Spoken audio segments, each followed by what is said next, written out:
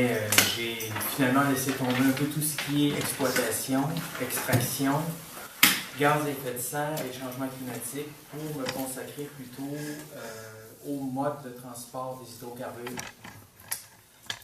Donc, je vais commencer tout de suite en vous signalant un peu quels sont les ordres de grandeur puis des références utiles pour les volumes et les masses de pétrole, de produits pétroliers ou d'hydrocarbures en général.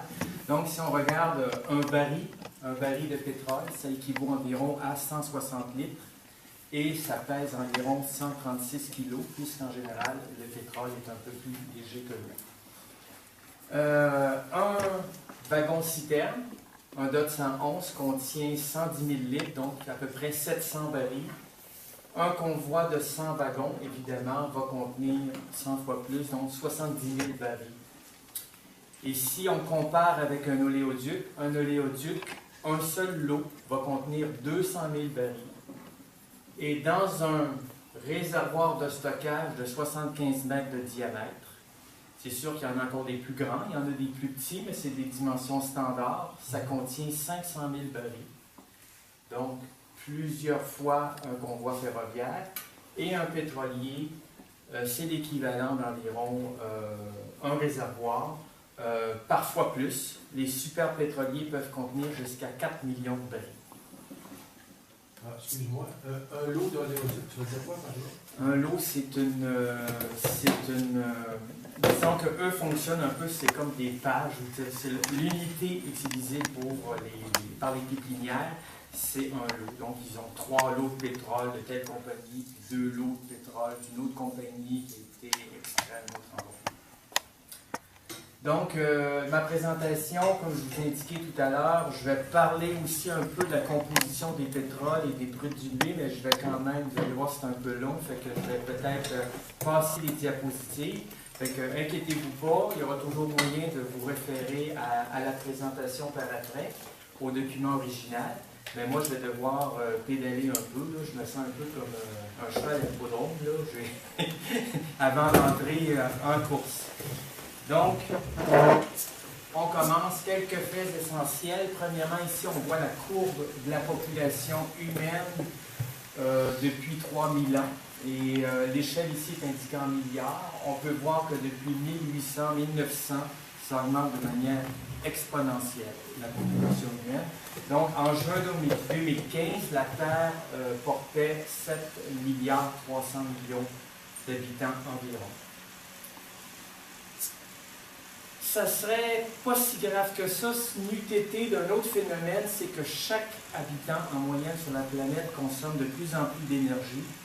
Comme on peut le voir ici, de 1900 jusqu'à l'an 2000, on peut voir que la puissance consommée par individu a augmenté d'un facteur de 5 au cours du dernier siècle, et ça va encore en augmentant malheureusement. Et juste pour vous comparer, c'est qu'au repos, une personne humaine consomme environ, son métabolisme fait en sorte qu'il s'équivaut à une puissance d'environ 60 watts, alors qu'à l'heure actuelle, on est au-delà de 2 kW. Et ça veut dire qu'on dépense cette énergie-là chaque seconde, autant la nuit que le jour. Évidemment, quand on voyage en avion, là, on dépasse cette valeur-là, et quand on se repose dans son lit, on est autour de 60 watts. Si on regarde cette énergie-là, comment on la fournit, on sait que depuis longtemps, ça a été le bois et le charbon de bois qui a été utilisé pour nos besoins. Et depuis peut-être 1600, il y a eu le charbon, et puis depuis plus récemment encore, le gaz et le pétrole. C'est ce qu'on voit ici, on voit le déplacement d'une forme de combustible à l'autre. À l'heure actuelle, c'est surtout le pétrole et le gaz qui est utilisé.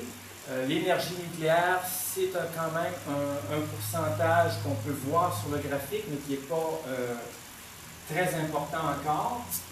Si on rapporte sur les principaux combustibles et les énergies renouvelables et le nucléaire, mais en excluant le bois, parce que quand on coupe du bois, c'est difficile à comptabiliser à l'échelle planétaire. Eh bien, on se retrouve avec la figure suivante, c'est qu'on a 87% de l'énergie que nous utilisons qui est d'origine fossile, Il y en a peut-être l'équivalent de quelques pourcentages en nucléaire et les renouvelables, on a la partie bleue qui est l'hydroélectricité et le solaire et l'éolien, c'est ce qu'on voit là-bas en haut qui est à peine 1% de ce total-là. Charbon. Donc, en résumé, entre 80 et 85% de l'énergie utilisée sur la planète est d'origine fossile. Et il y a plus de 90% de notre énergie qui provient du soleil, soit directement par l'énergie solaire ou indirectement en utilisant justement soit le vent, l'hydroélectricité ou les combustibles fossiles. Si on regarde les combustibles fossiles, les trois principaux sont le charbon, pétrole et gaz. Et ce qui était intéressant de noter, c'est encore l'allure exponentielle. Donc, à chaque décennie, on en consomme de plus en plus et ça fait en sorte que si on examine, on fait la somme sous la courbe de la quantité de combustible qu'on a brûlé, on s'aperçoit qu'il y a 50% du combustible qui a été brûlé depuis 1986 et c'est probablement à l'heure actuelle un peu plus, donc peut-être depuis 1990 que nous avons brûlé la moitié du combustible. Donc pendant ces 20 années-là, alors que pendant les 150 ans qui ont précédé, on a brûlé l'autre moitié. Est-ce que c'est du combustible existant? Du combustible qu'on a brûlé, ce n'est pas les réserves, ce n'est pas non plus encore du combustible qui reste sous la terre, plus qu'on en a besoin d'ailleurs. Donc, si on regarde les trois combustibles, là, on peut voir que le pétrole, bon, ça va toujours en augmentant. On n'a pas rencontré de pic pétrolier jusqu'à maintenant. Le charbon, malheureusement, a rejoint le pétrole en termes de quantité d'énergie. Et le gaz naturel poursuit lui aussi sur sa lancée. Donc, comme on peut voir, les trois combustibles sont en augmentation. C'est pourquoi nous avons la courbe un peu exponentielle que je vais montrer précédemment. Les liens avec l'économie, ben, c'est extrêmement important comme on va le voir. Premièrement, ici, on compare nos trois combustibles, mais sur la base énergétique. C'est à savoir que, admettons, avec une tonne de charbon, on peut avoir tant d'énergie. Avec un baril de pétrole, on peut avoir tant d'énergie. Avec 1 mètre cube de gaz, on a tant d'énergie. Et si on ramène par la même quantité d'énergie, ici qu'on appelle le BOE, c'est le baril équivalent pétrole. Eh bien, on arrive avec les valeurs suivantes. Le prix du pétrole a augmenté pour atteindre pratiquement 120 $ le baril. Le prix du gaz augmente également en Europe. Le prix du gaz aux États-Unis en orange, eh bien, ça diminue depuis l'avènement du gaz de schiste. Et le prix du charbon se maintient toujours en deçà des autres. Et c'est pourquoi il est fortement consommé sur la planète, parce que finalement, c'est le combustible le moins cher par unité d'énergie. Si on regarde maintenant les prévisions pour les prix du baril de pétrole, il y a des agences internationales, des agences américaines, enfin chaque pays a ses spécialistes pour déterminer, essayer de deviner quels vont être les prix à venir du pétrole. Ici, on a deux prévisions, celle de 2014, celle de 2015, et on peut voir que ce qui était prévu pour ces années-ci, c'était une augmentation du pétrole suite à la demande, suite à la baisse qu'on vient de connaître. Est-ce que ça va se passer comme ça? J'en doute, parce que la baisse en question, elle n'a jamais été prévue par aucun économiste et aucun spécialiste. Donc, pourquoi est-ce que cette courbe-là, pour les années 2020-2040, serait précise et exacte? Moi, j'ai des grands doutes là-dessus. Il y a beaucoup de phénomènes qui peuvent intervenir de nature géopolitique déjà. Mais ce qui est important de savoir, c'est qu'au Canada, nous sommes une pétronation. Nous sommes un État pétrolier parce que nous produisons quand même beaucoup de pétrole. Et notre devise est même fortement corrélée au prix du pétrole, parce que notre économie est insuffisamment diversifiée, comme on peut le voir ici. De 1985 à 2015, on a deux courbes. Une courbe en bleu, qui est notre taux de change avec la devise américaine, qui est le dollar de référence, la devise de référence, et le prix du baril de pétrole. Donc, on peut voir que quand le prix du baril de pétrole augmente, la valeur de notre dollar augmente. Quand le prix du baril de pétrole diminue, notre devise diminue. C'est ce qu'on a constaté d'ailleurs depuis pratiquement un an. Si on compare les prix sur les marchés, on peut voir que les prix sont pratiquement similaires à quelques pourcents près, qu'on se situe en Europe, aux États-Unis ou à Dubaï, comme on peut le voir aussi, il y a le prix de Dubaï. Si on regarde plus en détail, on peut voir des petites différences entre le prix du Brent, qui est le prix qui est à la Bourse de Londres, alors que le WTI, c'est le brut du Texas, qui est négocié à la Bourse de New York. Et on peut voir que les deux cours parfois s'éloignent jusqu'à 20 $, mais plus souvent qu'autrement, il y a un petit avantage pour le Brent, règle générale, parce que le Brent est peut-être dans des marchés où il y a plus de demande et le Brent aussi de qualité, de grande qualité par rapport au brut américain. Si on compare maintenant avec le pétrole canadien, c'est la courbe qui est en vert pâle. On peut voir que le pétrole canadien est systématiquement en deçà du pétrole qu'on dit américain ou du pétrole négocié en Europe. Pourquoi? Bien, je vais vous le montrer tout de suite dans les prochaines diapos. Comme ici, le 30 juin 2014, il était question de comparaison entre le pétrole lourd des sables bitumineux, qui est environ 19 $ sous le prix du baril de pétrole négocié sur le marché américain. Et ce qu'il dit, c'est que finalement, c'est parce que le pétrole est... pourquoi? Bien, je vais vous le montrer tout de suite dans les prochaines diapos. Comme ici, le 30 juin 2014, il était question de comparaison entre le pétrole lourd des sables bitumineux, qui est environ 19 $ sous le prix du baril de pétrole négocié sur le marché américain. Et ce qu'il dit, c'est que finalement, c'est parce que le pétrole est enclavé.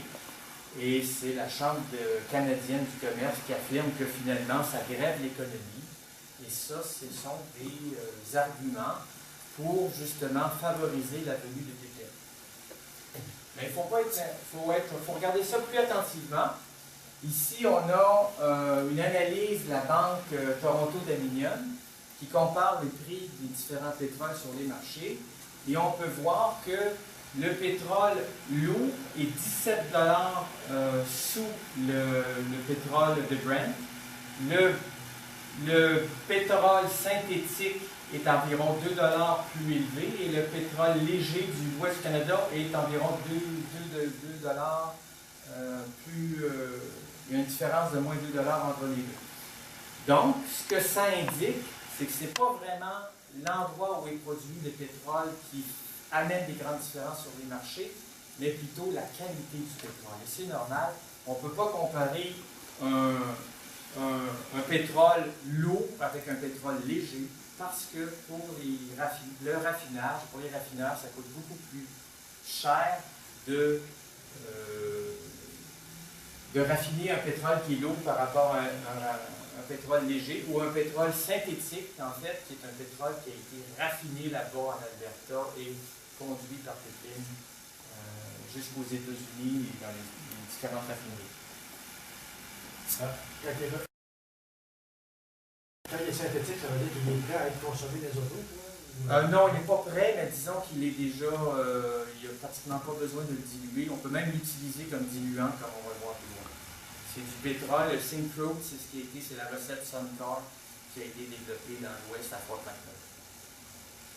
Donc ici, on a un autre graphique, on peut voir le prix du baril de pétrole de l'an 2000 jusqu'à 2012. On peut voir que ça subit quand même des grandes variations. Certaines opérations, c'est ce qu'on appelle parfois des chocs immobiliers qui occasionnent aussi des chocs économiques.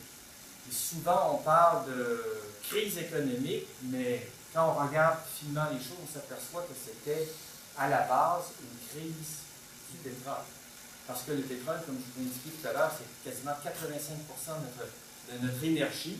Donc, notre économie dépend, comme on peut s'en douter, beaucoup de l'énergie disponible, autant au niveau individuel qu'au niveau d'une nation ou d'un continent. Donc, il y a une espèce de barrière qui les économistes utilisent, la barrière du 120 $ le baril. On dépasse 120 $ le baril et finalement, on tombe en crise parce que le prix du baril de pétrole devient trop important. Maintenant, on va comparer gaz et pétrole. On s'aperçoit que ce qui est arrivé de 1990 à 2010, c'est qu'en 2009, il y a eu un découplage entre le pétrole et le gaz. Si on regarde ici le gaz, qui habituellement il est en bleu, mais ici il est en orange, il est beaucoup moins cher, il devenait beaucoup moins cher que le pétrole par unité d'énergie. Donc, ça devenait beaucoup plus intéressant pour le consommateur d'acheter du gaz, mais beaucoup plus intéressant pour le producteur de vendre du pétrole. Parce que pour la même quantité d'énergie, on le vend plus cher. Et si on regarde le nombre de foreuses qui forent pour le pétrole et qui forent pour le gaz, ça suit exactement les deux cours.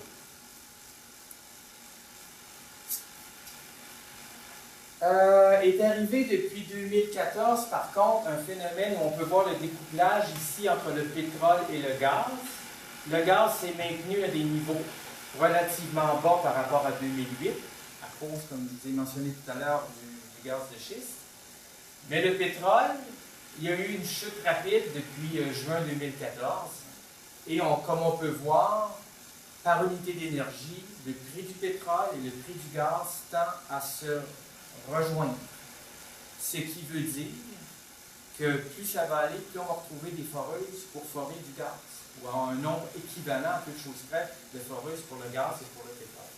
Parce que là, dans un contexte comme ça, les compagnies vont réfléchir, ils vont parfois se dire « Ah ben, vaut peut-être mieux que je fore pour du gaz » ou alors « J'ai du gaz, je vais essayer de le vendre parce que finalement, j'ai quand même un bon prix par rapport au pétrole. » Oui, question. Ça veut-tu dire qu'il faut arrêter le torchage en back-end pour... Exactement. Quand le prix du pétrole est très élevé, évidemment, ils se disent, bon, on fait tellement de profit avec le pétrole qu'on peut se permettre de gaspiller le gaz. Mais là, à l'heure actuelle, c'est beaucoup moins vrai. C'est un point tel que même la fracturation, le pétrole issu de fracturation devient problématique parce que là, ça leur coûte cher. Ça coûte beaucoup plus cher qu'un puits de pétrole conventionnel. Si on regarde la quantité de pétrole produit sur la planète de 1990 à aujourd'hui, on peut voir que la production augmente de manière presque linéaire. Si on regarde à quoi ça correspond comme quantité, parce que là, à l'heure actuelle, c'est plus de 90 millions de barils par jour, pas par année, mais par jour, eh bien, on peut voir qu'en à peu près 2 ans, la quantité de pétrole qu'on extrait et qu'on consomme correspond au volume du lac Saint-Jean. 12 km3. Ça fait du liquide, ça, du liquide noir. C'est quand même impressionnant de se rendre compte comment tous les milliards d'habitants de la planète consomment le pétrole. C'est quand même pas le caribou qui consomme le pétrole, ni l'écureuil, ni le ver de terre. C'est bel et bien nous.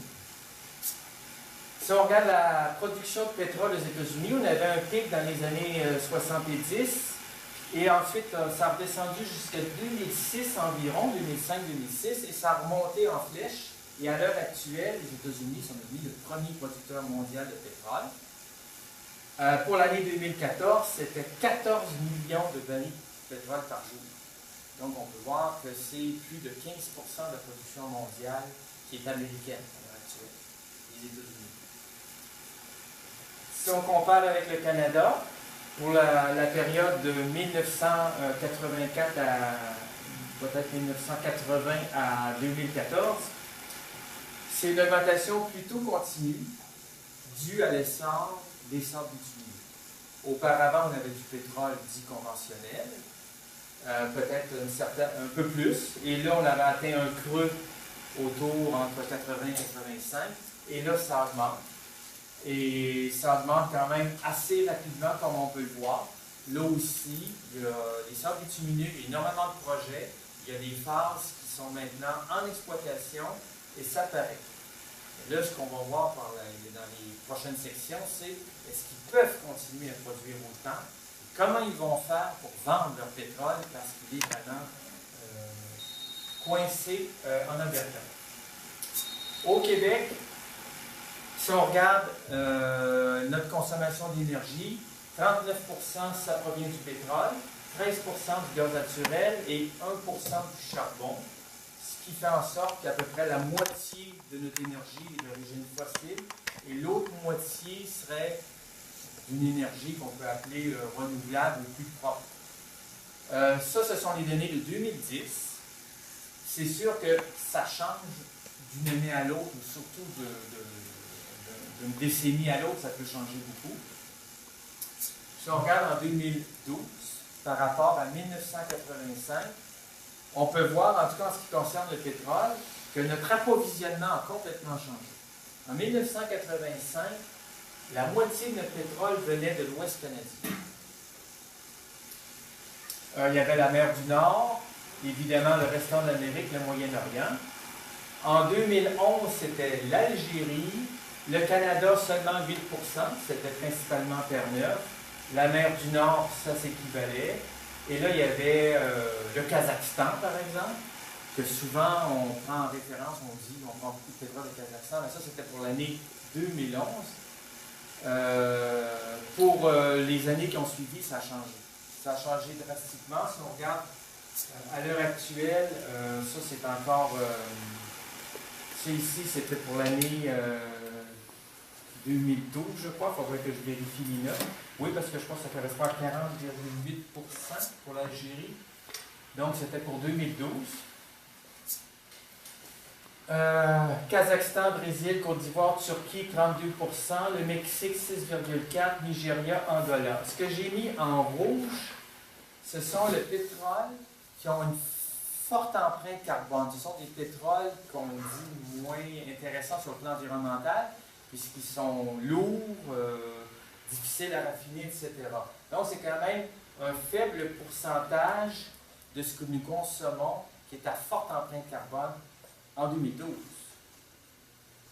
En 2015, maintenant, eh bien, selon Harvey, dans son rapport, il indique que déjà, depuis 2014, 50% de nos importations de pétrole proviennent du pétrole de schiste américain. On l'a vu, les États-Unis sont devenus un producteur de pétrole important. À l'échelle planétaire, le client le plus proche, c'est quand même le Canada. Mais comme dans l'Ouest, ils en produisent déjà beaucoup et qui, eux, exportent aux États-Unis, c'est sûr que la partie Est du Canada est plus intéressante pour eux, donc principalement l'Ontario et le Québec. Donc, ça se tient bien. Ce qu'il va falloir noter, puis je vais y revenir plus tard, c'est que maintenant, nous, notre pétrole, il va avoir une empreinte carbone beaucoup plus importante que dans les années 2010 ou même en 1985, où on avait du pétrole de l'Ouest conventionnel. Ce pétrole-là de schiste qui vient des États-Unis, est-il raffiné au Québec ou il est raffiné aux États-Unis? Il est raffiné aux États-Unis. Il y en a une petite partie qui est raffinée au Québec, mais là, on va le voir tantôt quand on va parler du rail. C'est sûr que là, il y a une partie de ce pétrole-là qui va probablement passer tout droit. Ça, c'est encore autre chose. Oui, il est raffiné au Dakota, là. Non, il n'est pas raffiné au Dakota. Il n'y a pas de raffinerie au Dakota. Ah non? Non, il y a des raffineries principalement Louisiane, Texas, mais il y en a en Californie aussi, mais il n'y a pas des raffineries dans tous les États des États-Unis. La biomasse, tantôt, que tu disais que c'était écologique, c'est quoi au juste? C'est du du bois bois. naturel? C'est du bois. Okay. Plus souvent qu'autrement, c'est du bois. Maintenant, c'est sûr qu'on peut parler de l'éthanol cellulosique, etc. Là, mais c'est surtout du bois. C'est brûlé du bois, c'est ça? Oui, c'est du bois. Ben, parce que là, c'est à l'échelle mondiale. Là, c'est du bois. Tu disais qu'au Québec, on utilisait du charbon. Je suis surpris, je pensais qu'on utilisait ça. On avait des petites centrales au charbon, parce que le charbon, il y en avait beaucoup dans les maritimes. Ah. Et par train, on transporte encore beaucoup de charbon, même au Québec. Ça passe par ici. Des procédés aussi industriels, le charbon qu'on l'utilise, je pense qu'on fait de Pour l'acier, L'acier, oui. Ouais. C'est vrai. Donc, il y a peut-être des remplaçants au charbon, des substituts au charbon, comme le petcoke, etc. Mais je crois que enfin, c'était quelques pourcents quand même. C'était pas la. C'était 3% de ce que je me souviens. À l'heure actuelle, c'est probablement moins. Parce qu'on essaie de se sortir du charbon. On essaie de se sortir du pétrole. Je continue. En ce qui concerne la consommation quotidienne de pétrole au Québec, c'est 370 000 barils par jour. C'est le chiffre à retenir. On en raffine environ 410 000 barils par jour dans les dernières valeurs que j'ai. Et on en consomme 370 000, donc on a déjà un surplus, déjà au Québec. On raffine plus que nos besoins. À l'échelle de la planète, c'est 92 millions de barils par jour. Donc, nous, au Québec, on utilise 0,4% de la consommation de la production mondiale, alors que notre population ne représente que 0,11%. Donc, on consomme 4 fois plus de pétrole que la moyenne des habitants de la planète. Si on regarde à quoi ça correspond, 370 000 barils par jour, ben c'est environ 7 convois comme celui qui s'est écrasé à la Mégantic. Ça équivaut à un pétrolier de taille moyenne, qu'on appelle Envimax, et au tiers du seul oléoduc EnergiS. EnergiS, c'est plus de 1 million de barils par jour. La consommation du Québec, c'est 370 000 barils par jour. Si on regarde à l'échelle planétaire aussi, on a environ 1 milliard d'automobiles. On a passé le cap du milliard d'automobiles sur la planète. Ça consomme 20 millions de barils par jour ou 7 milliards 300 millions de barils par année. Donc, on peut voir que déjà les automobiles sur la planète, c'est grosso modo le quart de la consommation de pétrole. On brûle du pétrole en très grande quantité. C'est des autos. Je ne parle pas des camions et tout le reste. Mais déjà, on peut voir que si on réglait le problème des autos, on réglerait déjà un quart de la demande en pétrole au niveau planétaire. Elisabeth May, il y a 2 ans, il y a 1 an plutôt, elle parlait du pipeline Keystone, mais ça s'applique à tous les projets de pipeliniers ou même au transport par rail. C'est que le diluant qui est utilisé pour faire du bitume vient souvent d'Arabie Saoudite. Donc, le bitume qu'on produit, il n'est pas 100% canadien, puis finalement, ce n'est pas vraiment une question de sécurité énergétique tant que ça, puisqu'on doit importer beaucoup de diluants de l'étranger pour justement diluer le bitume. Donc, elle avait tout à fait raison.